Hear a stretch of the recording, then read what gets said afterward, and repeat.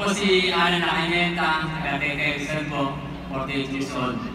Itinala po kami ng lugaw sa amin sa palengke. Narito po para ibigay sa inyo ang aking testimonya sa product po. 2011 po, na may maramdaman po akong kakaiba sa aking katawan.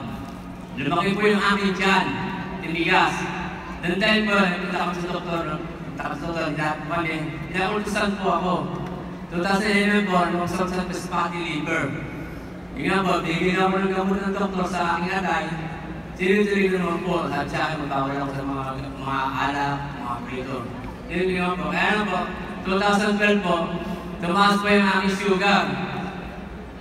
Nantayin po yun, tumaas din po yung ulsan ko, from fatty liver, tumaas siya ng liver cirrhosis.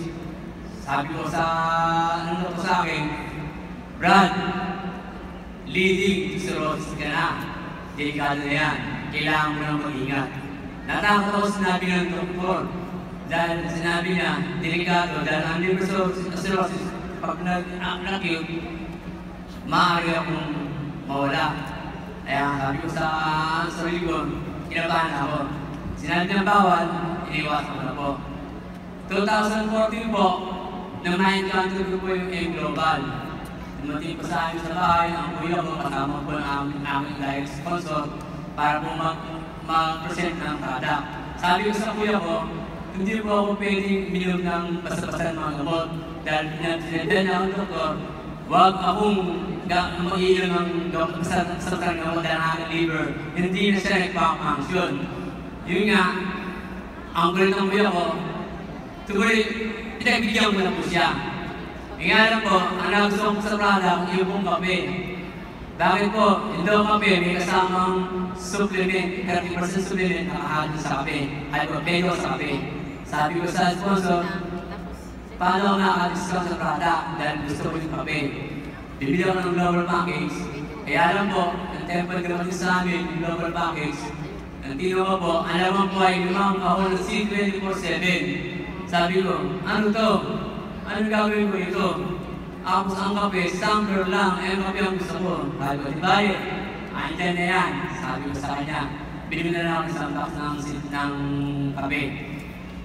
Noong time po yun, nakulis po ako sa C24/7. Nagpasang ko po siya at nag-try po ako. Sinubukan ko po, bigit mata ko siyang ininom. After 1 week, ito po ang resulta. Yung pong pamumanhin ng aking kamay, nawala. Pati po pag gising ko sa umaga, ang kamay ko, hindi ko pa siya inaunat, nawala rin po. Sabi ko sa sponsor ko, di ba ang M-Global meron siyang pre-medical check-up? Baka pili natin gamitin. Ginamit ko namin yung pre-medical check-up, dahil tinanong ko sa kanya, may pre-consultation. Doon tayo na po yun, tapos kami kay Dr. Cruz Villena, dinala ko yung aking ultrasound. Nagulat po si Dr. Cruz na nakita yung aking ultrasound, liver cirrhosis. Ito sabi ko sa Dr. Cruz, bro, cirrhosis, delikado yan. Hindi mo ba alam, ang cirrhosis, 6 months lang, tinatagal. Natakot ko ako doon. Sinabi ng Dr. Cruz na yun. Sabi ko, Dok, meron pa akong maliit na bata. Nakainom naman po ako ng C24/7, dumating ang aking katawan. Sabi ko kay Dr. Cruz, hindi niya ako, mula-mula pa. Sige, kaya naman pala ng C24/7. Dagdagan na lang natin ng ibang product pa, ang Polyjuice at ng Beta Juice. And then, try mo ito, within 3 months, magpakulsat ako ulit, balik ka sa akin. Good news! Na magpakulsat ko ako, nag-normal po yung liver ko. Tuwan-tuwa ako, excited ako. Pumunta ako kay Doc Cruz, nakita ko sa kanya. Kaya lang, si Doc Cruz, hindi satisfied sa resulta. Dahil pati pa siya, hindi pa siya totally normal. Although normal, pero may pati pa siya. Sabi niyo, Doc, tuloy-tuloy mo lang ulit. Sige, after 3 months, pakulsunta ko ulit, pakulsang. Yun nga, after 3 months po, nagpakulsan po ulit ako. Good news! Talaga pong not-normal talaga yung liver ko po. Sabi na, sige, magpakulsan ka, gusto ko sa malaking hospital. Ayoko sa mga ordinaryong laboratory lang. Sinunod ko naman po siya, nagpakulsan po ako sa Ponciano, hospital po ng Antipolo. At good news po talaga. Talaga pong normal na po talaga yung atay ko. Tuwang-tuwa ako, talaga kay Dr. Cruz. Yung nga lang po, noong 2015 po, Bigyan dito talagang bibig, nagkaroon po ng pagkakaiba ang aking katawan.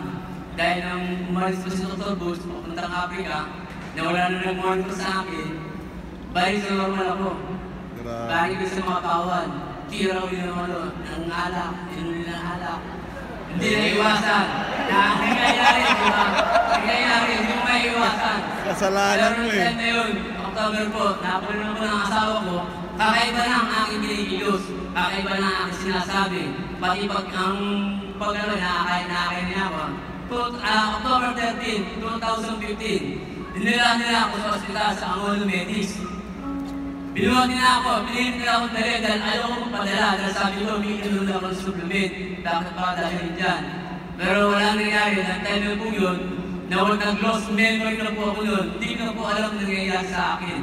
Yung pala, nagkaroon pala ako ng tubig sa baga, tinanggal po nila sa aking spinal, yung tubig na yun. After po natin ako sa hospital, nag-scissors po ako. Ang tagal po, 20 minutes, nag-isay ako. Ang ginawa ng mga doktor, pinaikutan ako ng maraming ilaw para akong ito napipisayin. Maraming ilaw. At ang nag-scissors, nasasalita ako ng time pressure. Tinanong ng nurse, sasabi ko, ano yung time pressure? Hindi nila alam. Ako rin hindi ko lang alam dahil tulog ko, hindi ko pa nangyayari sa akin. Pero ang time pong yun, nakulong na rin po ako, in-advise ko ng doktor na ipa-MRI ako. Dinila po ako sa De Los Santos Reyes para pumayan. Doon po nakita, TB meningitis, ang aking pong sakit. At hindi lang po TB meningitis, umakit po sa utak, nagkaroon po yung tubig ng aking both side po ng brain ko. Ang sabi ng doktor, kailangan i-drain. Kailangan i-drain yung tubig sa utak ko. Kaya nagkaroon ng lost memory. Noong time na yun, hindi nagdalawa ang mga asawa ko. Hindi pinag-introduce niya ako ng tututo ng product. C24/7, Pidya Juice at saka ng Holy Juice. After 1 week po, good news po, nagising po ako. Noong time na yun, sa Medical Center na po ako. Yes! Nagising na po after 1 week na yun. Tuloy for recovery, ganyan din po ang gamutan ko. Then, nang dumating po ng 2016, si Dr. Putz ng January, tuwa kami, dinala kami sa kanya yung akong sulta na nangyari sa akin. Kaya ano po nakakagayot na ng Dr. Putz, pasaway po talaga ako. Dahil sa ginawa ko, nangyari sa akin. Dahil po, 2016, bigyan akong gamot para sa rest of life, dalawang rest of life, dalawang reserve binigyan sa akin, para po hindi makakita pa yung liver ko. Yun nga po, 2016 po, nag-graduate po ako sa gamutan ko sa TB. Bigyan pa ako sa certificate ng doktor na ako'y nakatapos na sa paggamutan ko.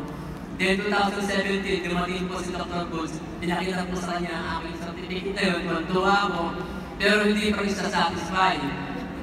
Ang hirap ano si Dr. Paggalan, tuwa na ako siya, hindi pa. Bakit po? Dahil meron pa rin po akong yung diabetes ko yung ating sugar po, pinamorot ko rin po. Sabi na sa akin, sige, para makasigurado tayo, paulsan ka ulit. 2017, paulsan ka ako. Good news, ang resulta po, talaga pong nag-normal na yung aking liver. Wala na pong problema. And then sabi niya, pinakita sa kanya, hindi naman siya satisfied. Sabi niya, para sigurado, magpa-SGPT ka, magpa-cholesterol ka, at saka creatinine. Dahil pag-creatinine pa po, good news po, lahat po, nag-normal na po. Kaya tumantuwa po sa nangyari sa akin. Kaya ako, pinulong sa Docus para mapagbigay sa inyo, makapag-share din ng aking testimony. I-advise ko lang po sa inyo, gawin niyo po yung, sinunod niyo po yung doktor, ang payo ng doktor sa inyo, kung yung sinabi sa inyo, gawin niyo po, kung kayong pasaway, nagaya po, naging pasaway, muntik-muntik na po. Kaya yun, nakarecover po tayo dahil sa magandang produkto ng ating company, Alliance Imposing Global. Kaya nagpapasalamat po ako sa company, sa Global, sa ating POD, sa Panginoon, and then sa M1 Travel Family. Sa amin, maraming salamat. To God be the glory. I will survive. Yes!